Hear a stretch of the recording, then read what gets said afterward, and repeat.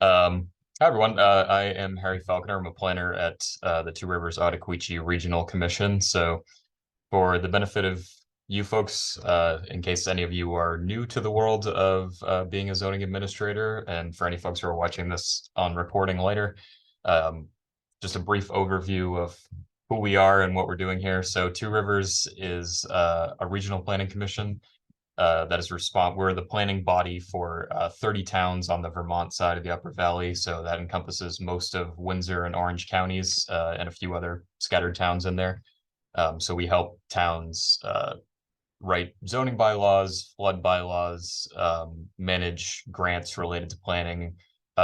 We undertake planning at the regional level. Really, we're here to be a resource and to act as a sort of public sector sort of consulting firm for the towns in our region. So in the future, if any of you have any questions related to planning, zoning, etc., feel free to give us a call. We don't charge for a phone call, and we can always point you in the right direction at the very least, if not, provide you more, substantial help that we have funding for.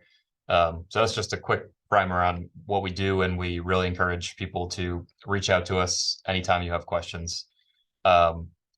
I think what we should do quickly before we get started with the presentation is just go around and have everyone say their names if you could, and what town you represent. So why don't we start with Chris?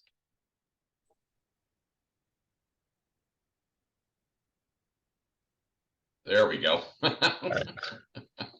I'm the zoning, planning, and economic development administrator for the town of Fairleigh. Right. And we have a unified development bylaw. We have a well-developed town plan, and we're going to be diving into village master planning coming up at the end of the summer, after we finally drag the development bylaw across the finish line in July. Excellent. All right, thank you, Chris. Rob? Hi, Rob Ramrath, Town Administrator and Administrative Officer for Barnard. Barnard, all right, great. Grace? Grace Perkins. I'm the zoning administrator for the town of Braintree. Braintree. All right, great. Welcome, Grace. Who we got left? John?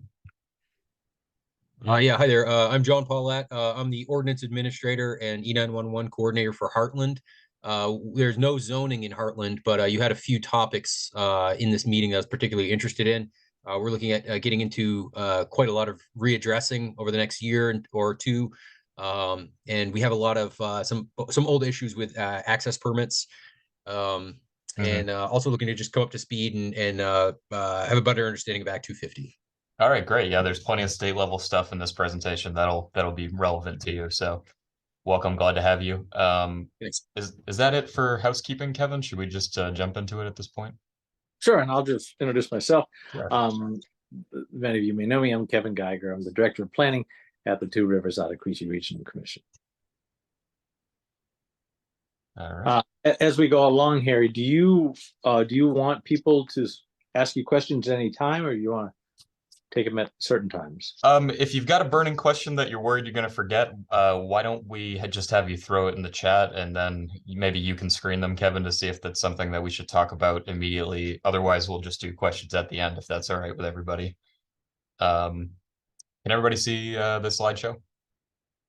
Speak now or forever hold your peace. I will assume it's all good. All right, getting the thumbs up. All right, so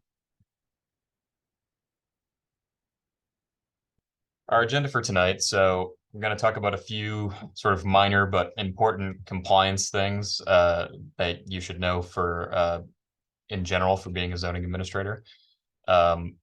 The real meat of this presentation is going to be talking about the energy construction certificates, specifically the residential building energy standards, the RBES. Touch a little bit on the CBEs as well, the commercial building energy standards. And then we'll talk about some state level stuff like state building permits, Act 250, Section 248, and then all of the sort of water, wastewater, shoreland, and wetland permits that are out there through ANR and the Department of Environmental Conservation. one more quick housekeeping thing. So I will provide a PDF version of this presentation along with the recording, hopefully within the next few days, to all of you. And there will be live links in that PDF, so you can follow the underlined blue links to all of the sources that are mentioned throughout the presentation. Yeah, so a few high-level things right off the bat that are important to mention. So there are statutory requirements that zoning administrators provide a copy of the Residential Building Energy Standards Handbook to all permit applicants when they approach you for a zoning or building permit. Providing is not necessarily defined, but we believe that providing a PDF version is just as good as providing a hard copy to everyone, and we realize that that is not really that's a bit of a burden on towns to be printing out this 100-page long document to everyone who approaches you for a permit. So emailing the PDF version that's available on vermont.gov is perfectly adequate. A few other things. There's an order of operations when it comes to securing permits for projects. Most notably, if there's a flood permit involved in a particular project, that flood permit must be issued before a zoning permit is issued. And I'll talk about flood permits towards the end of this presentation a little bit more if you're not familiar with those. One more important thing is that local zoning permits are required by statute to have a disclosure statement written on them that essentially says that the applicant is ultimately responsible for securing all the other relevant permits that are involved in their project. It's just a sort of disclaimer thing that, you know, puts the onus of getting all the correct permits on the applicant as opposed to you or the town. Examples of what that looks like, there's no sort of standard boilerplate statement.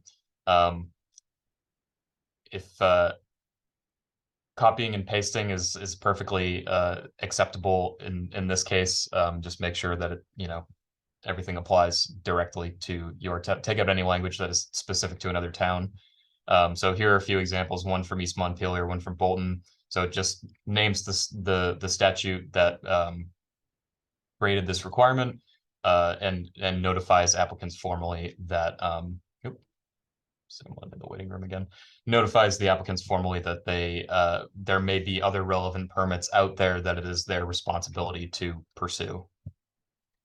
And a lot of these disclosure statements provide resources for applicants to go to if they're a little bit at sea about the world of permits, as you know, many of us are as well. So typically the permit specialist at the Department of Environmental Conservation is a good jumping off point to direct people towards. All right, so getting into the big ticket items. So the energy construction certificates.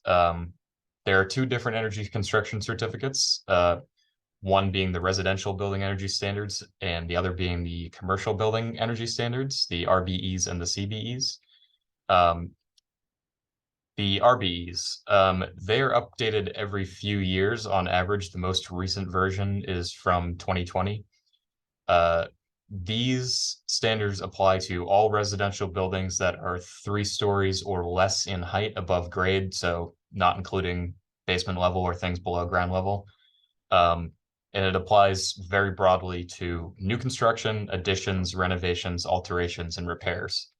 I'm going to talk about all of those things in much more detail in a minute here, because there are a lot of exemptions, a lot of sort of moving parts involved in this policy. The most important thing that you have to know as zoning administrators is that while you don't have to know the exact nuts and bolts of all the technical specifications that are part of this, you know, 100-page long design guidelines document, what you really have to know is that your permit applicants need to know about this, and they are ultimately responsible for going through the compliance process themselves. So you don't have to know every single detail of how these standards work.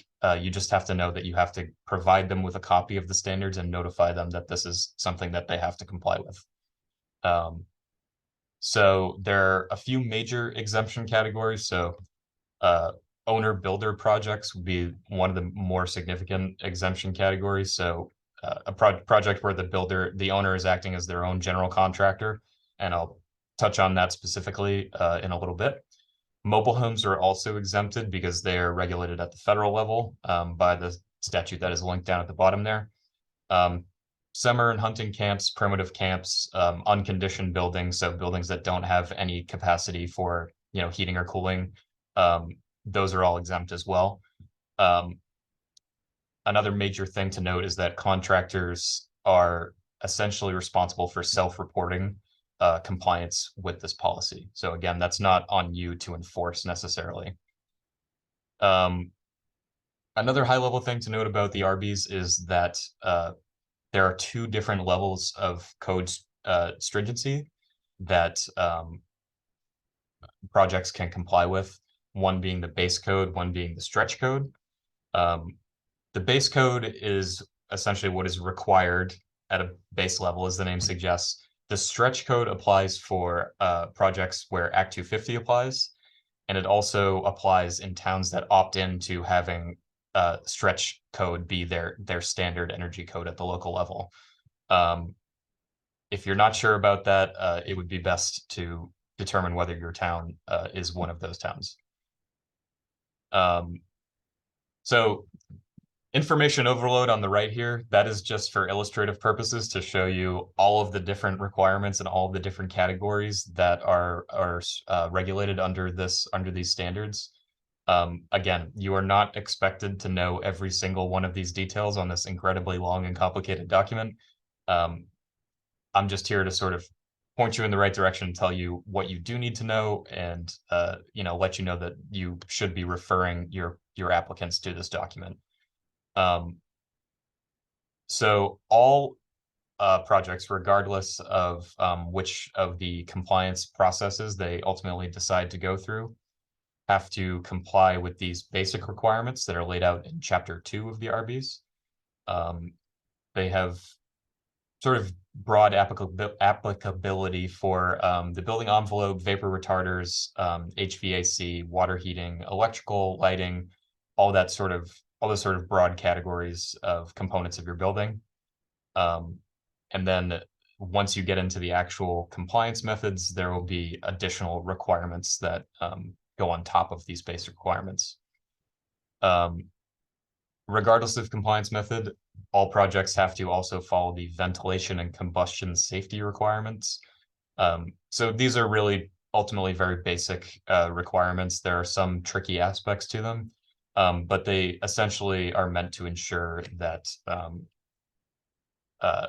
buildings are dealing with moisture control and with ventilating combustion properly. The most important thing to note is that all new construction projects are required to have whole house ventilation systems. And the RBES allow multiple different ways to ensure that and to meet that requirement.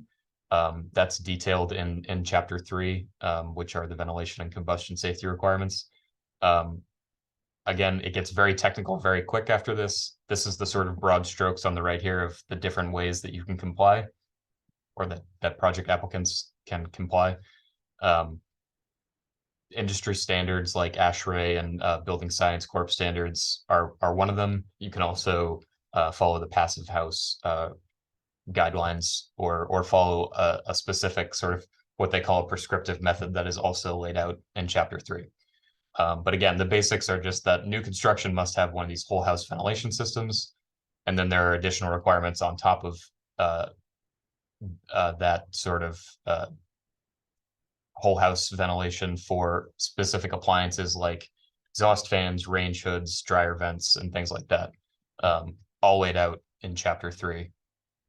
The combustion safety requirements. So these are required for all new construction projects and also for all sort of renovation, addition, and alteration projects that have the potential to change the air leakage characteristics of the building. So this is where things get a little interesting. So any of these projects that are listed on the right are considered under the guidelines as projects that could change the air leakage characteristics. So something as, arguably basic as replacing a window is something that could trigger the need to go through these combustion safety requirements and ensure compliance with the RBES. There are also specific requirements in the combustion safety section for oil and gas appliances, so your furnaces and solid fuel appliances like wood stoves. Again, in general, the most important thing to know about this is that the RBs almost completely prohibit drawing your fresh air supply from unconditioned spaces like garages, attics, or crawl spaces. So they are pretty strict with a few exceptions that fresh air supply has to be drawn directly from outdoors. All right, so getting into the different compliance methods. There are 3 different options for applicants to prove their compliance with the RBES. The package plus points method is one. Going to go through all of these in detail in a moment. Essentially, that requires you to choose a package based on what the building's basic construction method is. So if it's a 2x4, 16-inch on center stud frame building, you can go with what's called the standard package. If you're a log cabin, you can go with the log cabin package, and so on. There are these different sort of basic building types that you can follow. Once you meet the package requirements for those whatever basic building type you're following, there's an additional number of points that you need to tally up based on the size of the building. So if you have, for example, a 1,000 square foot building, you will need 1 point. If you have a 2,000 square foot building, you need a certain other number of points, and those points can be earned using a variety of methods that are laid out in the package plus points code. And again, I'm going to go over all this again in a second. Regardless of what method you choose here, whether you go for the package plus points, the ResCheck software method, or the home energy rating, you will have to get what's called a blower door test before you are ultimately able to certify your compliance. If you're not familiar what a blower door test is, essentially, it's kind of what it sounds like, in that they will close all of the windows, exterior windows in your house, or your building, I should say. Screen off the front door with a sheet of plastic, and either pressurize or depressurize the building slightly by blowing air into or out of it. And basically what they use that for is to determine how much air is escaping the building. So they measure how much pressure is lost over a certain period of time, and they can tell how leaky your building is, basically how much air is escaping over a certain period of time. And that tells them how efficient the building is in terms of retaining heat or cold. And that is required regardless of which of these compliance methods applicants ultimately decide to go with. The ResCheck software method, that is essentially a self-guided software web app that is available from the U.S. Department of Energy. It's like using TurboTax. It walks you through all of the different requirements, and you enter the information as it comes up. And at the end of it, it'll give you a checklist of you're compliant here, you're not compliant here, you're compliant here.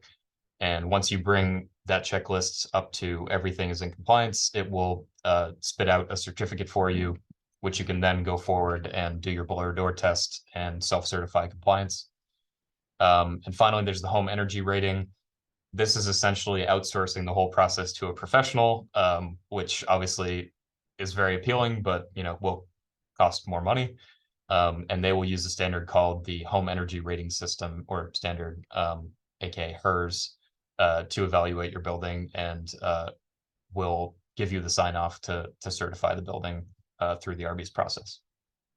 So to dive into each of them with a little greater level of detail, the first method, the package plus points method.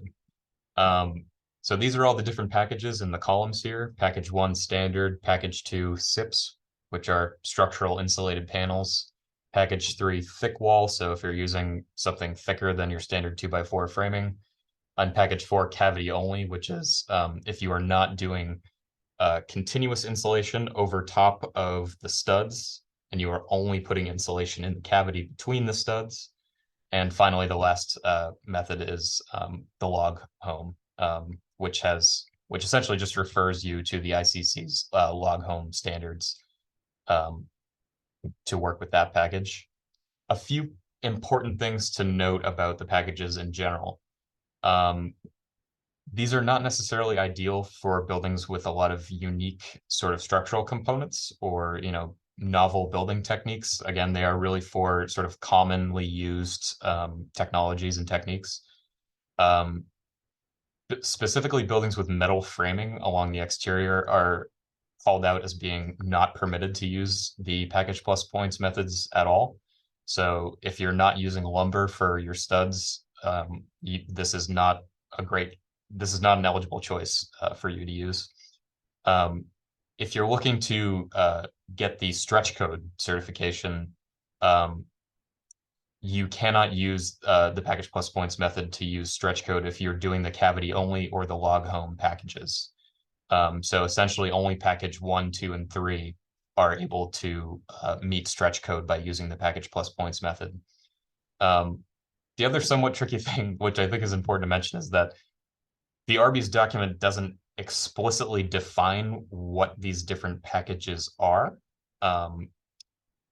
Maybe perhaps someone who's a contractor or a carpenter would have a better idea of what exactly standard or thick wall would mean, but those are not terms that are defined specifically by the RBES. So it's possible that there is a little bit of wiggle room there. So yeah, once you meet all the basic requirements for all these basic building components like your ceiling, your wood frame walls, your floor that are called out in the packages, you are then required to earn an additional number of points. So this is the chart that tells you how many points you need to get. So if you have a multifamily building of less than 2,000 square feet, you need 4 additional points. If you have a single family building of less than 2,000 square feet, you need 5 points. 2,000 to 4,000 square foot single family building, you need 7 points. Greater than 4,000 square feet, you need 10 points. And again, this is purely for illustrative purposes because it is complete information overload. These are all the different ways that you can earn points towards that requirement. So the builder can, for example, that very first one, they can insulate to R10 below the entire slab, and that will earn them 1 point towards their total. Again, these are all very technical specs. The important thing is to just get you to a point of basic familiarity with the RBES so you can point your permit applicants in the right direction, but you're by no means expected to know these things. The ResCheck method. So again, this is a web app. It is similar to a TurboTax or another self-guided piece of software like that. It can be used for any single family or multifamily building 3 stories or less in height. So essentially anything that the RBES applies to, you can use the ResCheck method.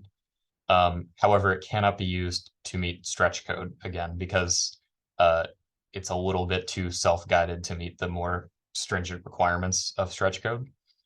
Again, ResCheck is just going to walk you through all of the different requirements that are in that big long RBES document and just go down the list and check you off when you enter the information as to whether or not you meet that requirement. Once you completed all that, you'll get your ResCheck certification. You will hire a certified technician to do your blower door test, and then you can self-certify your RBES compliance by filing an RBES certificate with the state. And that last part of the process of self-certifying, that's the same regardless of every compliance method, and I'm going to talk about that a little bit more in a minute. And finally, we have the home energy rating method. So again, this is just outsourcing the work of ensuring compliance to a professional. There is a search tool through Efficiency Vermont that helps connect applicants or people who are looking to certify RBES compliance to these professionals. And again, they're going to use the home energy rating score. So that's a standard industry standard score for defining energy efficiency in buildings.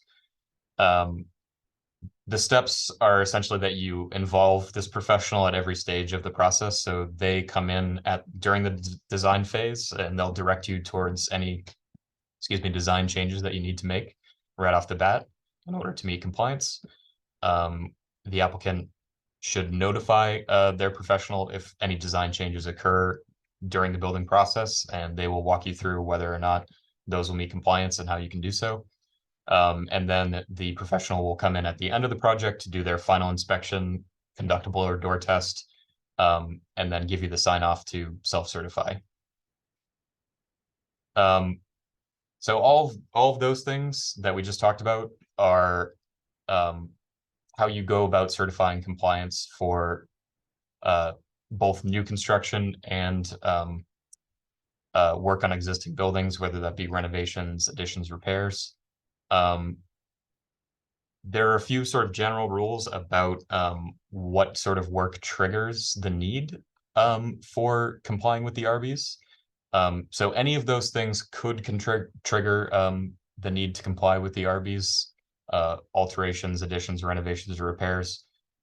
However, only the altered portions of the building need to be brought up to compliance with the RBES. Again, you can use any compliance method as well. And there are just numerous exemptions for various types of repairs and alterations, which I am not even going to get into here. They are enumerated on page 44 in the RBES. Things like reglazing windows, replacing your roof if you're not exposing the sheathing underneath. There are just numerous sort of technical constraints on what is an exception and what is something that will trigger the RBES. So we strongly encourage our ZAs to always refer the applicant to look at the document or to reach out to a permit specialist to determine whether the work that they're doing will trigger the need to comply with the RBES, because it is extremely technical and specific, and we don't want anyone to make a declaration that you're doing this work and you shouldn't need to comply with the RBES. It's always best to consult the experts and the document. So when in doubt, refer. Of note also is the fact that historic buildings can also get a sort of blanket exception from the State Office of Historic Preservation if they can prove that compliance with the RBES would damage the historic character of the building. So that's just something to note. One more thing to note is additions have multiple ways of meeting compliance with the RBES. It can either essentially be considered a separate building. It can be considered as on the whole with the entire building, or it can be exempt from complying with the RBES completely if the addition does not use more energy than the existing building. So in other words, someone building a three-season porch or a porch, an open air porch would not have to comply with the RBES as long as there's no sort of electrical component that goes with it that would use more energy than the existing building. These are the instructions for filing the RBES certificate. So again, this comes at the end of the process, regardless of which compliance method you use. Again, the contractor self-certifies compliance with the RBES. So you fill out the certificate that is available through vermont.gov. I have a link at the bottom of this page here and in a couple other places in this presentation. So once you get the PDF version, you'll have a link to that. You should also be able to find it relatively easily if you Google RBES certificate Vermont. Essentially, what you have to do is fill out the certificate, make a couple of copies, post one of them in the house. They recommend next to the electrical panel is a good place to post it. And then one copy will be sent to the town clerk of the town in which the building is located, and one will be sent to the state public service department.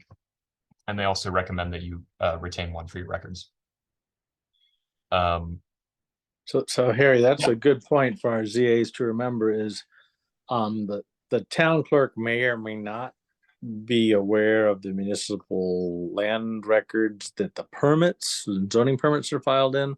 So you just want to coordinate with your town clerk when those things come in, because there's no requirement that ZAs get those things. The only requirement is the town clerks get them. But you may want them over in your records too. Right. Absolutely. Right. So I mentioned at the beginning that owner builder projects where the property owner is acting as their own general contractor are exempt to comply with the RBES. What defines an owner builder is laid out in the RBES here. So they have to meet all these conditions that are on the right, including that the owner must live in the building.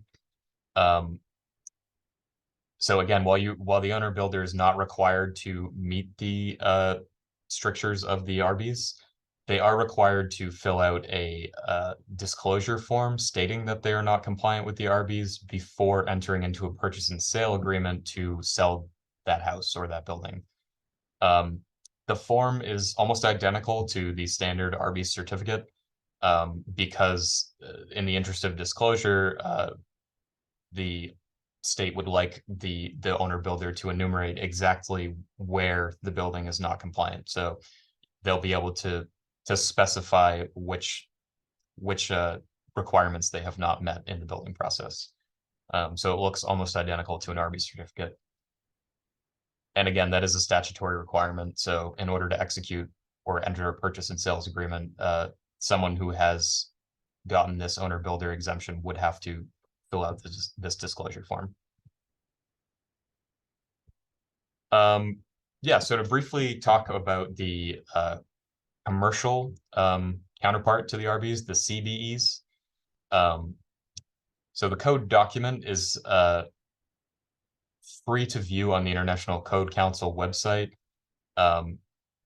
It is not available to be downloaded from the ICC website as a PDF for free. You have to purchase a digital copy if you want a digital copy of the CBEs. But again, you can view it for free on the ICC website. You can also get a free hard copy by contacting the Vermont Code Assistance Center, and they will mail you one. The CBEs apply to any commercial building. They also apply to any residential building that is greater than 3 stories in height above grade. So more or less a 4-story or above residential building. And again, they also apply to new construction, renovation, additions, alterations, and repairs. Again, numerous exemptions that go with the alterations and repairs component there that are not even worth really discussing here, but any contractor or applicant who is looking for a commercial zoning permit should be aware of the CBs and be able to navigate those various requirements themselves. When it comes to mixed use buildings, if you have a mixed use building of 3 stories or less, the CBEs are only going to apply to the commercial and shared components of that building. So let's say you have a mixed use building with a storefront on the ground level and apartments above.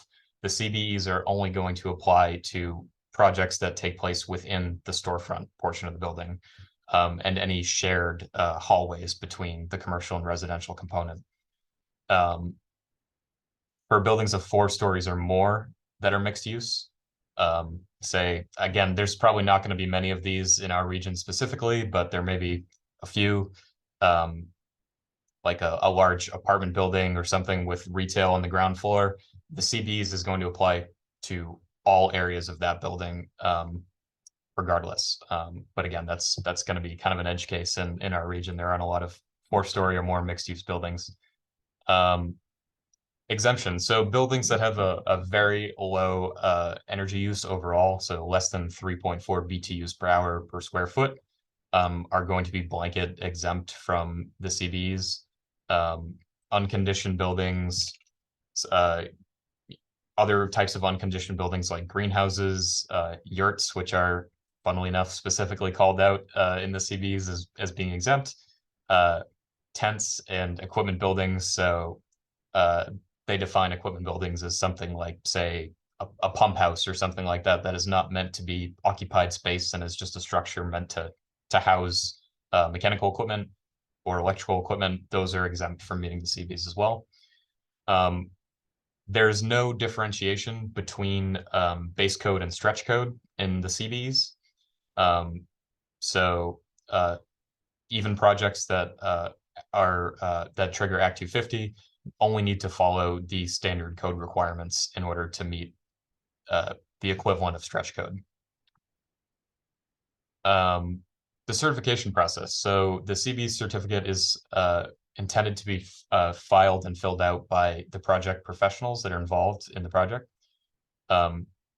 There's a component of that has to be filled out during the design phase, and a component of that has to be filled out during the construction phase, with accompanying affidavits signed by professionals during each of those phases. So during the design phase, it has to be certified by a licensed professional engineer or an architect. In lieu of that, the builder can certify, so the general contractor.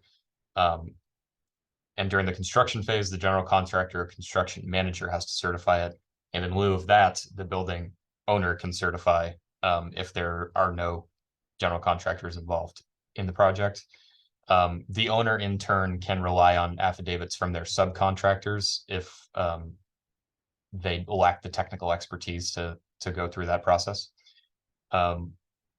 So when it comes to existing buildings, repairs are subject to, again, numerous exemptions under section C504 of the CBs, which you'll find again on the ICC website.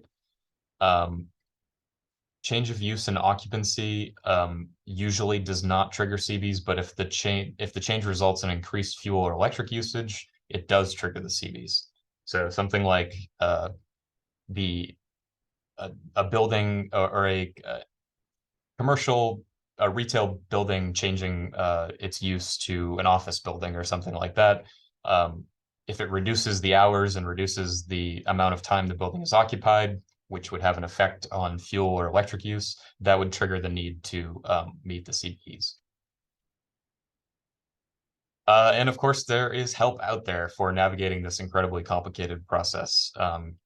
Again, this is mainly just something that we recommend that you refer your applicants to if they're lost with all of these, sometimes incredibly difficult requirements. So the state has what they call the Energy Code Assistance Center. Their number is right there.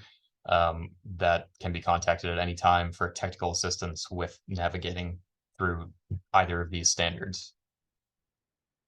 All right, moving on from that, moving towards sort of different state level building permits. There is a state building permit process that applies everywhere throughout our region to all public buildings.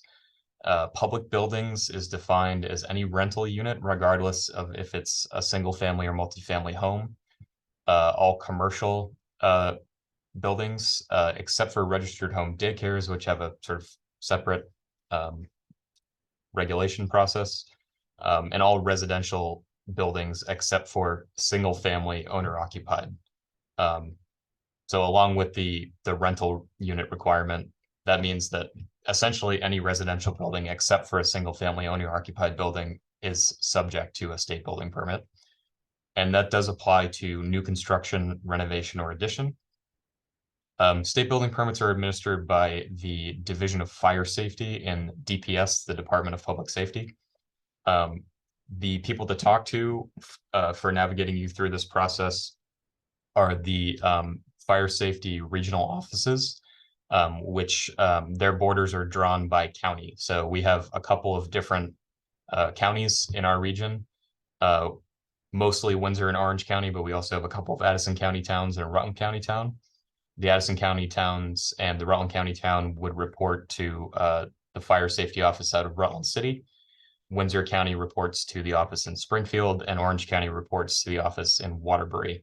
And when Kevin and I spoke to an official from the fire safety office, they really strongly encourage any applicant, if there's any question in their mind about the work that they're doing, whether it will trigger the need for a state building permit, they strongly encourage those applicants to reach out to them at any time to discuss what requirements might be necessary and what the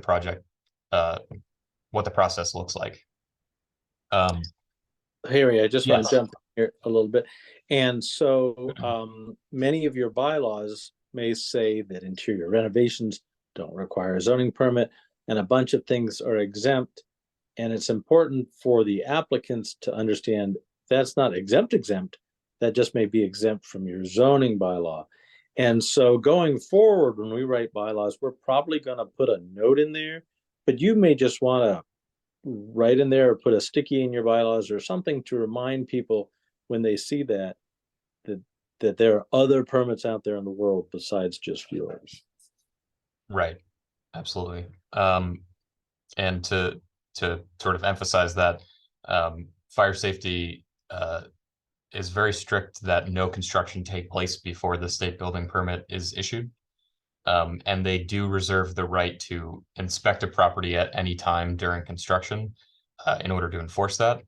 And we were assured in no uncertain terms by fire safety that they are issuing stop work orders all the time for violations of state building permits. So they take it very seriously, and they are empowered with enforcement mechanisms to ensure that people are following these. So again, something to absolutely be aware of for any sort of construction, renovation, addition project.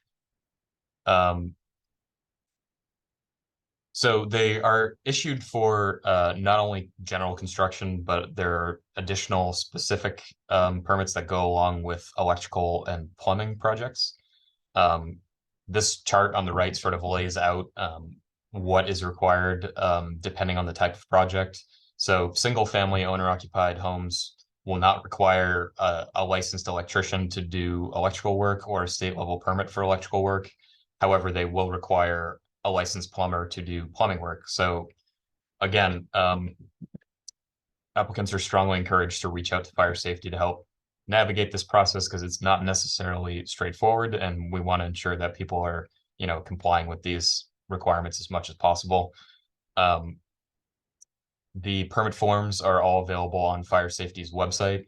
They're very basic, painless documents from what I've seen. The streamlined form for alterations and renovations under $200,000 is only 2 pages long.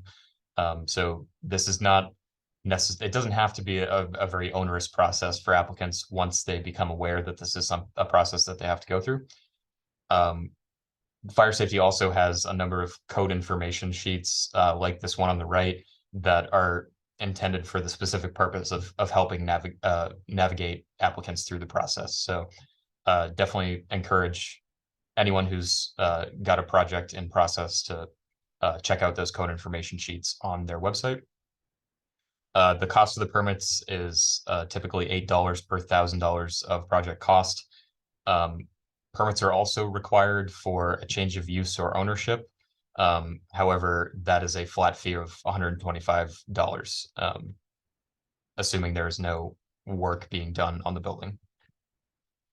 Act 250. So again, any of you who have been in Vermont long enough or have been ZAs for a long time are probably familiar with Act 250. But for those who aren't, at a very high level, Act 250 is Vermont's statewide development review law, which has been in place for going on 50 years now. Very broadly applicable, so it applies to residential developments of 10 or more units or parcels, so either subdivisions or apartment buildings of 10 or more units, in towns that do have zoning and subdivision bylaws. The idea is that it's a little more lenient in towns that have these zoning and subdivision bylaws, because the town is already regulating to some extent these types of projects. For towns that don't have zoning and subdivision bylaws, it applies to projects of 6 or more units or subdivisions of 6 or more parcels. So it's more strict in towns that do not have zoning or subdivision bylaws. It also applies broadly to commercial development. So again, a little more lenient in towns that have their own zoning and subdivision bylaws. It applies to commercial developments of 10 or more acres. And in towns without zoning or subdivision bylaws, it applies to projects of greater than 1 acre. So very, very strict in towns without zoning and subdivision bylaws. The actual Act 250 process itself is essentially an environmental review process that is led by a series of district environmental commissions. Our district is district number 3, which encompasses all of our towns in Orange and Windsor County. The district environmental commissions are essentially volunteer bodies that are given technical support by the Vermont Natural Resources Board. So the ultimate administrator of Act 250 is the Natural Resources Board, but applicants will be dealing with the district environmental commissions through the actual process of securing the permit. Section 248. So you may hear this term thrown around occasionally when it comes to utility projects. What Section 248 refers to is that section of Title 30 in the Vermont statutes, which is the title that governs public service. And that is a state level review process for electrical generation facilities and cell towers. So that applies to any transmission lines or substations, any generation facilities that are connected to the electrical grid. It also applies to natural gas pipelines and natural gas infrastructure like compressor stations and things like that. I don't believe we have any public natural gas pipelines in our region, but that is something to be aware of, and cell towers as well. And this is administered by the Public Utility Commission. The ultimate goal of the process for projects is to secure what's called the Certificate of Public Good, which gives them the green light to proceed. One thing to be aware of as well is that a state law dictates that local regulation cannot prohibit residential power generation facilities. So that exists outside of this Section 248 process, but I'm sure all of you will have people approach you asking about residential scale power generation. So that would not apply unless their facilities are connected to the electrical grid.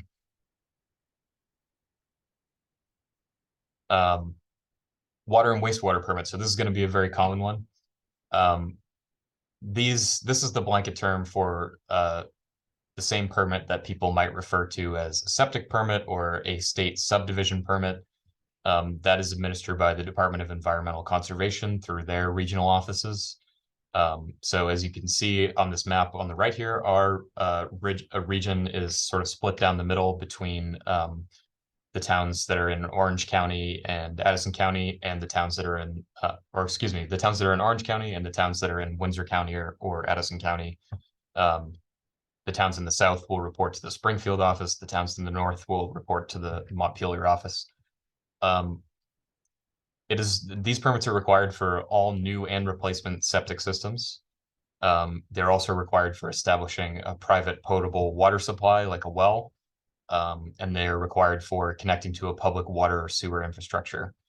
I believe, Kevin, correct me if I'm wrong, it is not required. This is not a must, but we strongly encourage ZAs to have their applicants secure a septic permit before granting a building and zoning permit. Correct. Towns are enabled, unlike flood permits, which have to come first, towns are enabled to require the septic or well permit first. So you can do it either way, but you have clear enabling to say to applicants, nope, you got to go get that permit before you get my permit. So towns can require that there's an order of operations in this case, that you must get a septic permit before securing other permits. But it is not a state mandated requirement necessarily. You are empowered to use your discretion. I think that's about all there is to say on that. Shoreland permits. So these, once again, are administered by the Department of Environmental Conservation. They apply to any development that occurs within 250 feet of a lake's mean water level. However, this only applies for lakes greater than 10 acres in size. And as Kevin and I were talking about earlier today, there are really not that many of those in our region. However, if you live in a town that has one of our few towns that has lakes of greater than 10 acres in size, fairly looking at you, these are something that you should definitely be aware of. It applies to new construction or additions, but it gives a pretty broad exemption to maintenance of existing buildings or to reconstruction of buildings without enlarging the footprint. So they're really looking at ground disturbance primarily. They also allow exemptions for wastewater systems, so that goes through the separate wastewater permitting process through A&R. and building footpaths or access paths that are less than 6 feet wide are also broadly exempt from this. Did you have something to add, Kevin? Yeah, just again, on your exemption list, or you may want to add, and I'm thinking of Rob too up in Barnard, the things like going out and making yourself some lawn doesn't usually need a zoning permit. But if you're in that 250-foot zone, it does need a state shoreline permit. And so again, you may just want something that tickles your brain and definitely the applicant's brain, that they're going to need to go and get another permit out there in addition to whatever you may be giving them. And even if you're not giving them anything at all. Right. Flood permits. So, if you are in our region, which I believe all of you are, we don't have anyone crashing this meeting just yet, at least. Then your town has a local flood zone regulation. If your town has both flood and zoning bylaws, it is required at the state level that you issue that local flood permit before issuing a zoning permit.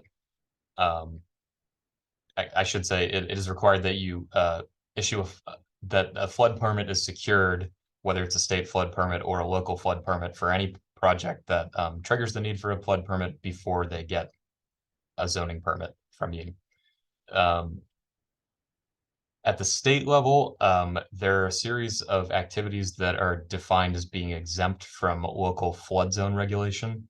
So development that is related to state-owned and operated institutions and facilities, agricultural and forestry practices, or to power generation, transmission, and telecom facilities that go through that Section 248 process. They will all require a state flood zone permit. So something, this is a very broad definition of development.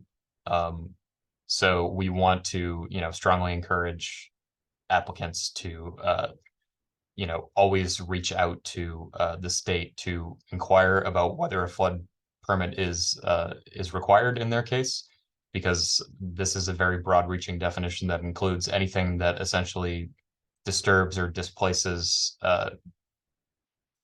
ground, including building a fence, digging a hole, or bringing in net new fill material. Kevin, is there anything you wanted to add on that?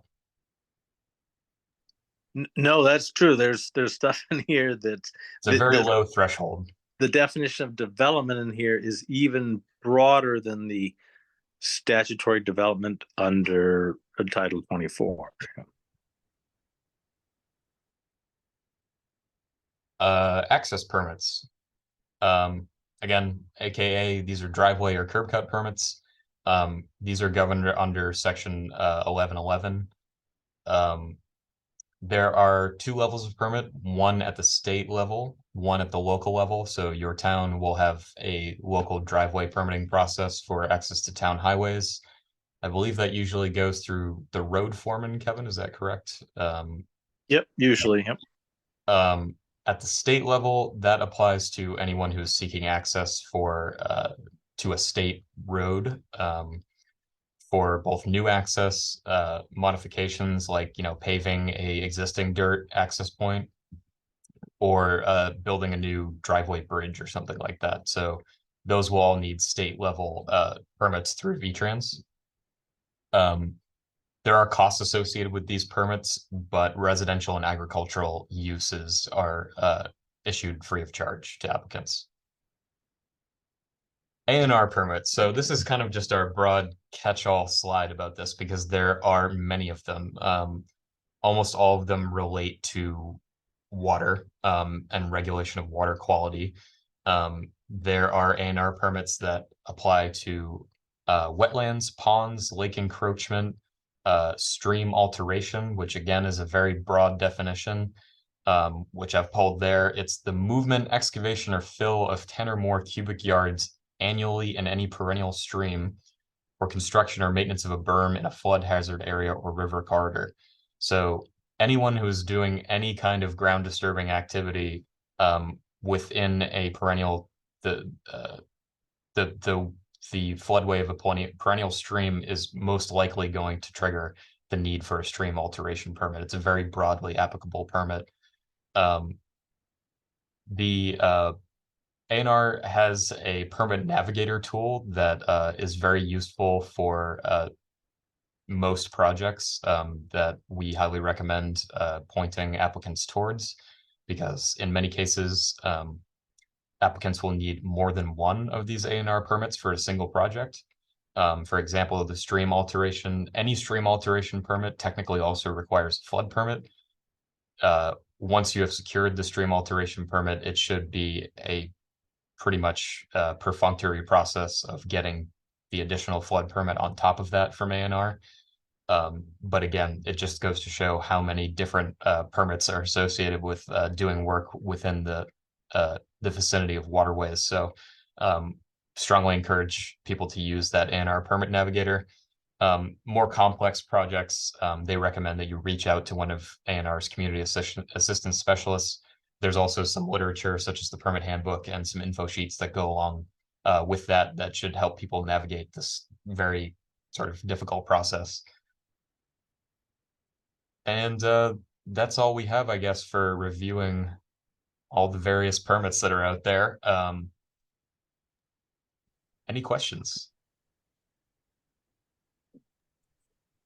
Yeah, this is Rob. I have a question. Where is the teeth in the RBES process? Because I find in general, owners and builders are completely uninterested and do nothing by and large. I've never seen one.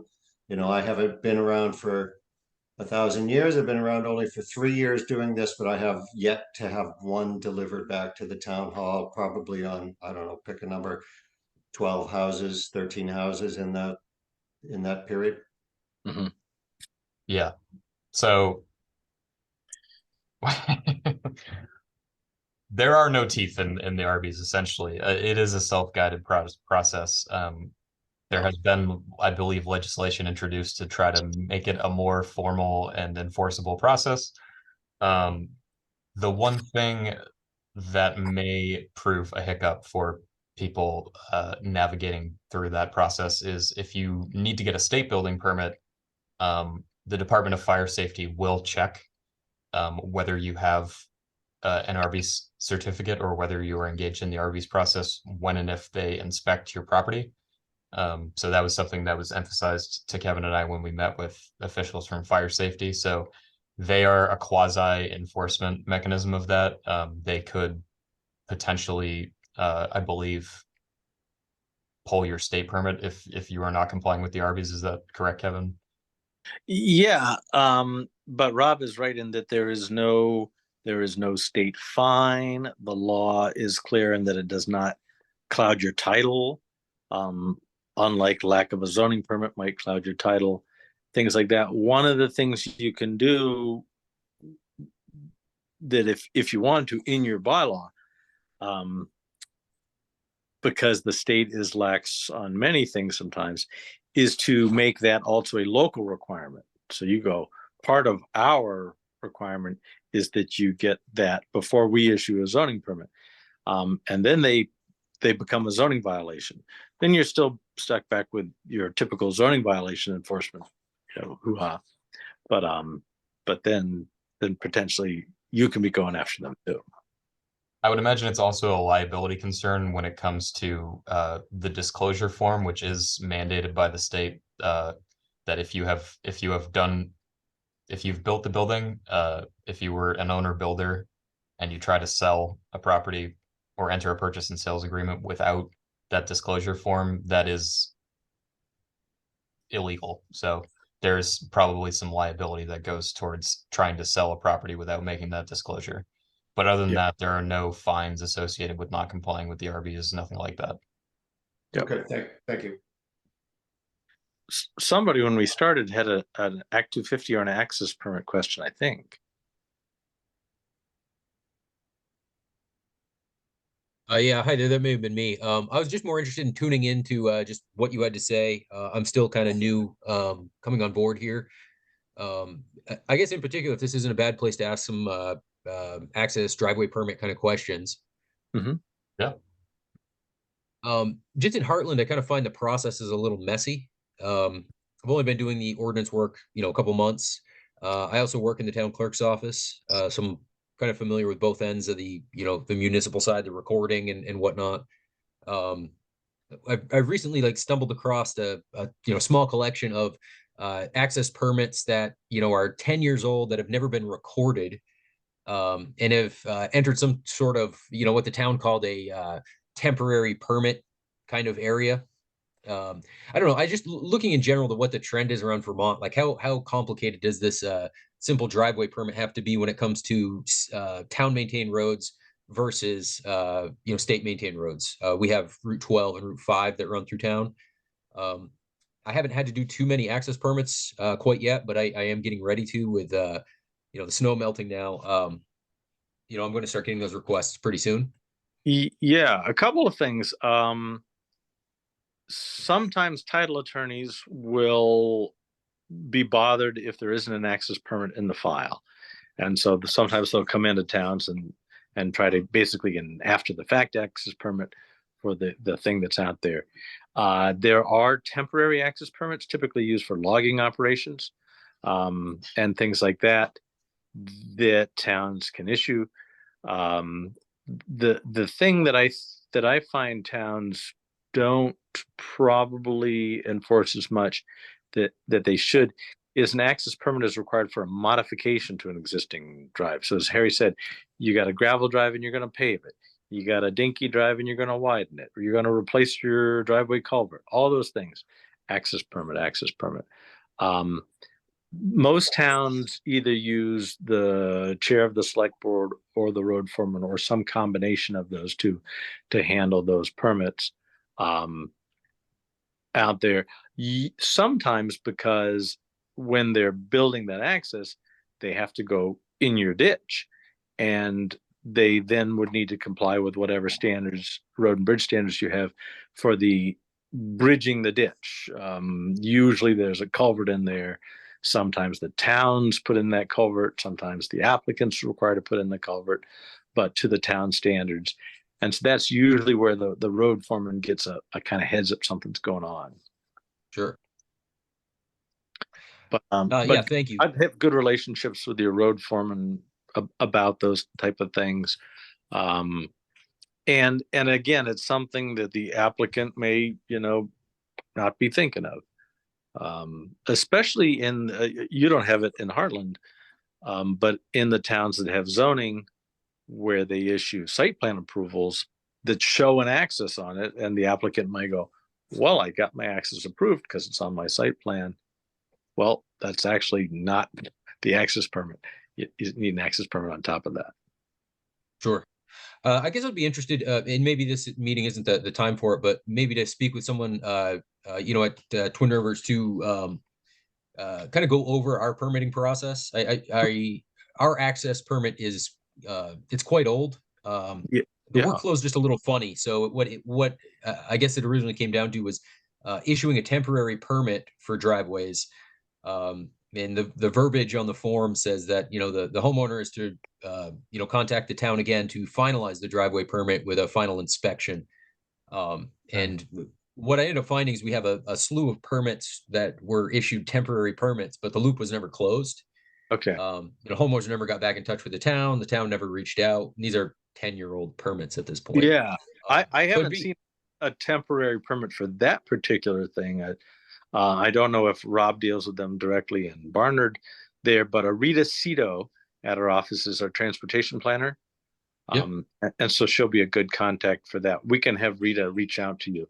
If I don't know offhand if we have John or Grace's email handy in our files, but if we're going to send this out to all of you afterwards, so if John and Grace can just put their email in the chat, that'd be great, and then we can make sure you get this. Oh, that'd be great. Yeah, just some I guess some more just further understanding of the minimum requirements of the process, and to make sure that we're doing it right, or what the history was, or if there's a way that we could make this simpler. That'd be great. I appreciate it. Yeah, and for we remind folks around access permits, the access permit just covers the access And so it's usually that bit of the access within the town right of way. Most towns require that to be actually flat or negatively sloped away from the town road. So your mud and ice isn't going into the town road all the time. But beyond that, that would be a different ball of wax as to how you regulate those driveways and stuff.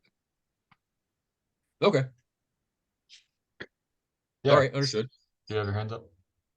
Yeah, I comment and then I have a question about something else entirely. The way we've organized things in Fairleigh, everything's front loaded. The zoning permit is the last stop. You know, if there's state permits or an access permit or a water hookup, Fairleigh has a water system. You're required to have those in hand before you see me. Okay. Now I walk people through it. You know, it's not, nope, you're wrong. Come back later when you got it all. Come back and see me. You know, I make the referrals and I, you know, guide applicants through. But the last thing issued is the zoning permit. Which we take that as meaning your stack of required permits from other town departments and from the state of Vermont has all been checked off, and now you're ready for an actual zoning permit. And Chris, does your road foreman issue your access permit in Fairleigh? Actually, the town administrator does. Okay. And then copies of all of that wind up in my inbox. I'm the keeper of the parcel files as far as permitting and subdivision and all that goes. So it all winds up filtering its way into my hands. Okay. Rob, in Barnard, who actually issued the permit? I do the paperwork with the applicant, and we have what we call a permission to proceed, not a so-called temporary one. A temporary one is totally different. That would be for logging where it's put in and removed subsequently. So we issue a permission to proceed, and that is signed by the select board. And then hopefully the applicant will get back to us for a final inspection, and then we will issue the permit, which is done by the select board as well, and then it gets recorded against the land parcel. And if we don't hear from the applicant in the time frame that they indicate they're going to build it on their permission to proceed, which by the way expires in a year anyway, we then loop back with them and give them a reminder, hey, you don't have an access permit, you only have permission to build one. It needs to be inspected, and get back in touch with us. But the question I had for you is, do we have a handle on what's going to happen with the Senate bill? Are they going to be reforming Act 250 as pertains to designated village centers? This is S100 you're referring to, Chris, correct? Oh, God, yes. There are several pieces in S100. The biggest pieces, and the Rural Caucus, as you may know, has put forward some amendments they would like.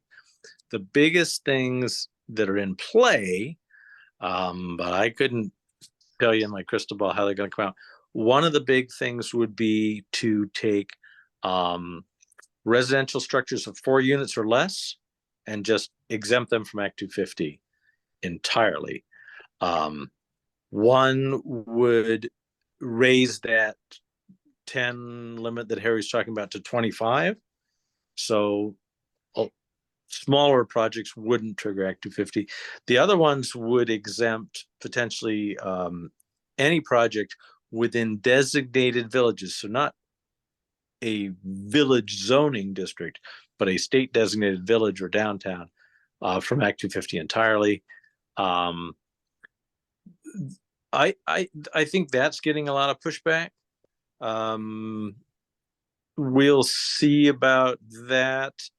The Rural Caucus stuff, I think we might see an increase in the threshold in Act 250s. But right now, there's so many parts to that bill. It's not a very small bill. There's parts about mandatory zoning provisions. There's parts about accessory dwelling units. There's other things that don't have much to do with anything. One of the things in there has to do with the state septic permit that Harry mentioned, because right now, for example, in Fairleigh, you have your own water system.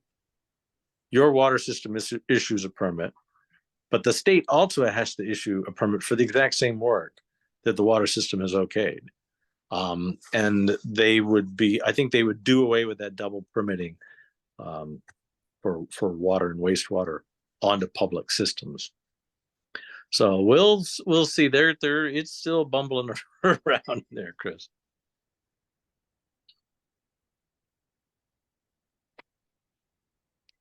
This is Rob. I have a question on the state permit requirements with regards to effectively a fire permit.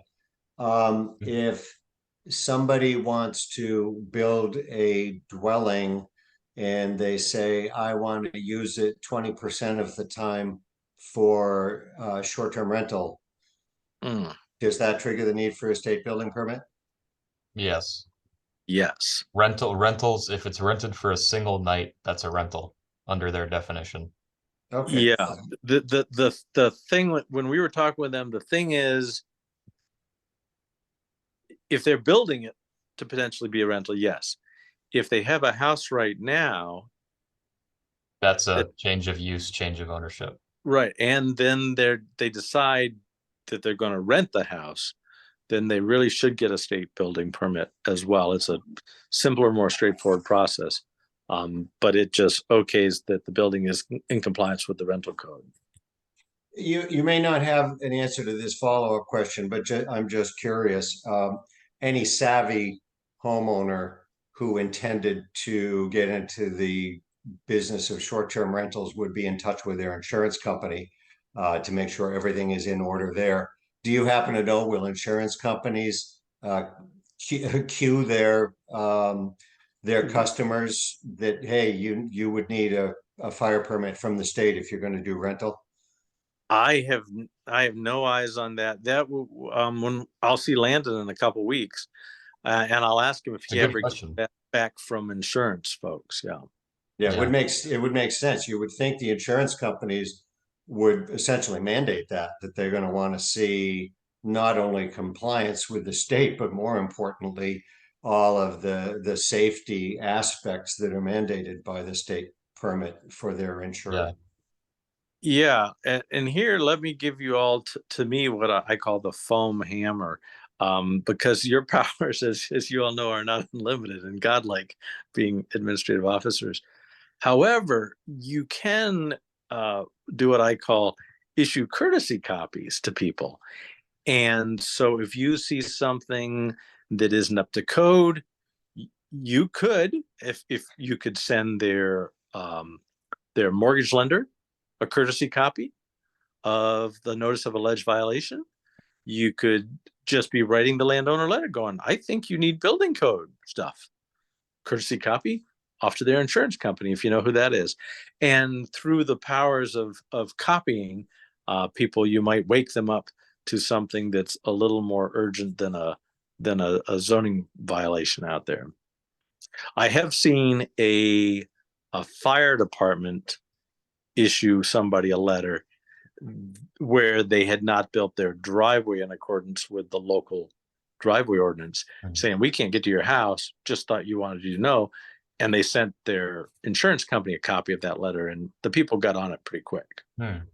Yeah, the other addressee you can do that to is the mortgager. Yeah, because you could cloud somebody's title potentially, or at least make their lawyers worried.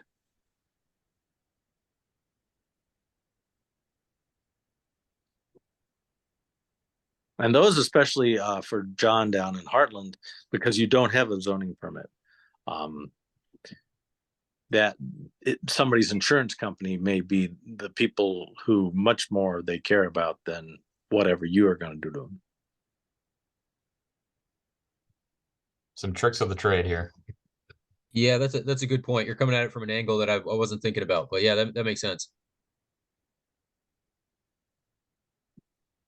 And Grace, any questions up in Braintree?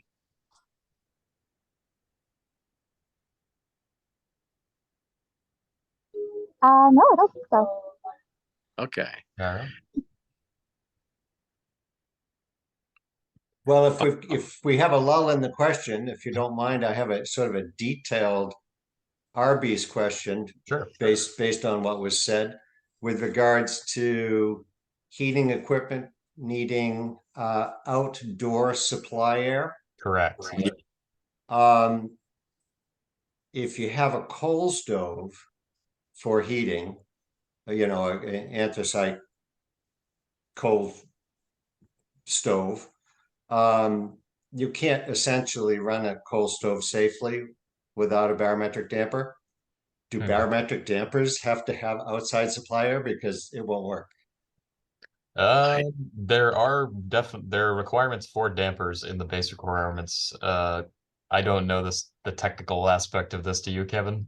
No, again, I'd send them on through to the permit specialist. Yeah, I would. Yeah, just send them on through the RBs. I mean, there are specific requirements laid out for solid fuel appliances, so I imagine coal stoves would be in there alongside wood stoves.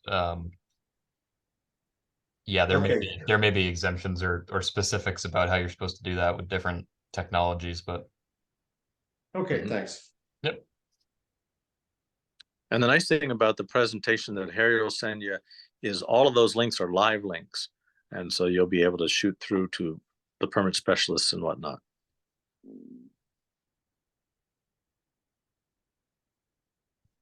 Does everyone on the call have a copy of the RBs saved? That would be a good thing to establish. You can get it through. Let me see if I can drop a link in the chat.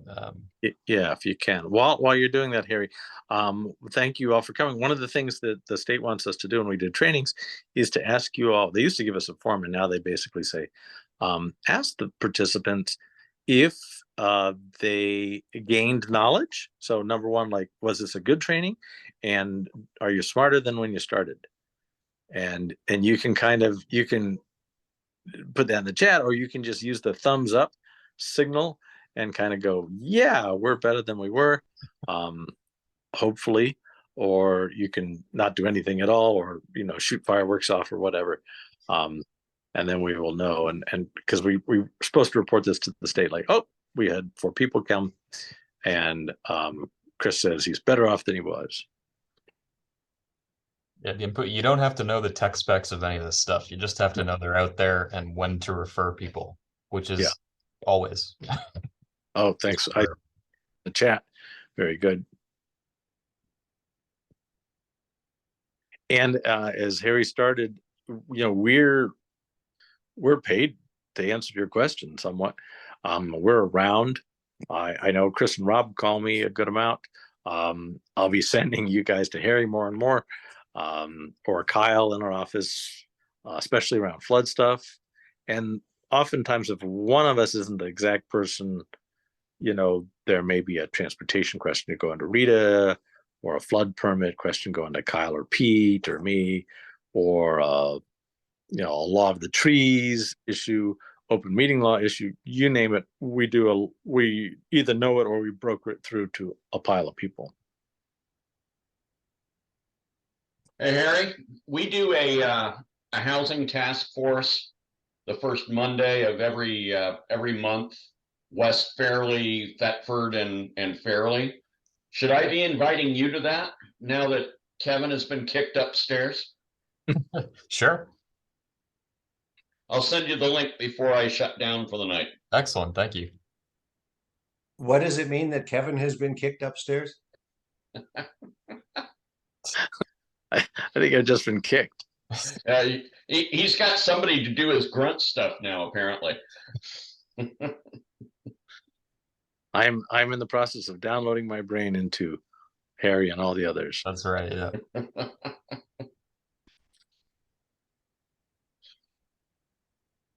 Well, thank you all for coming. You know where to find us. Thanks, John. I see John's note in the chat. Wonderful. And I'll hopefully be emailing a copy of these slides and a recording of this to all of you, hopefully tomorrow. Yeah, and Grace up there too. I'm familiar with your bylaw. I'm familiar with Fairleigh. And in one of the issues in Braintree, and in particular is you have streams that really move, and so the Ryford and areas like that, streams really are moving sideways, and so the issue of lateral erosion is a big issue up in your neck of the woods. Thanks very much for a good presentation. All right. Thanks. Thanks. Yeah. Have a good night. All right. Take care, everybody.